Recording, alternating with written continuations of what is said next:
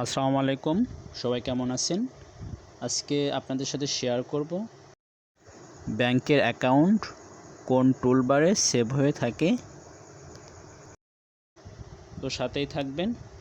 তো প্রথমে pin number দিয়ে আপনারা অ্যাপসে ঢুকবেন।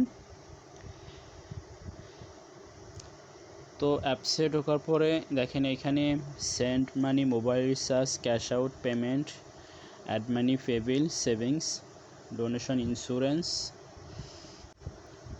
আর আছে বিকাশ টু ব্যাংক। তো আমি বিকাশ টু ব্যাংকে ঢুকবো। এরপরে হচ্ছে ব্যাংক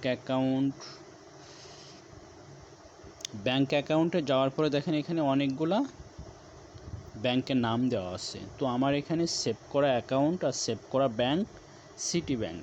তো আমি সিটি ব্যাংকে ঢুকবো। ঢোকার পরে আমি যতগুলা সিটি ব্যাংকের অ্যাকাউন্ট সেভ করে রাখছি সবগুলা কিন্তু এখানে অ্যাড হয়ে আছে।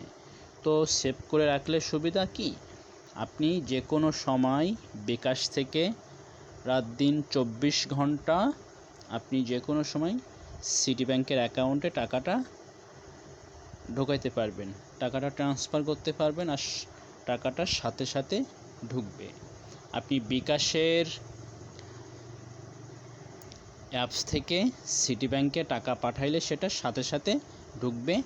আর আপনার পার্সোনাল বিকাশ দিয়ে আপনি যদি সিটি ব্যাংকের অ্যাকাউন্টে পাঠান তাহলে খুব কম খরচে টাকাটা ট্রান্সফার করতে পারবেন। খুব কম খরচ বলতে হচ্ছে 1111 টাকা 50 পয়সা খরচ দিয়ে আপনি বিকাশ থেকে সিটি ব্যাংকের অ্যাকাউন্টে টাকা পাঠাবেন। তো বন্ধুরা, এই ছিল আজকের ভিডিও। সবাই ভালো থাকবেন। আল্লাহ হাফেজ সবাইকে।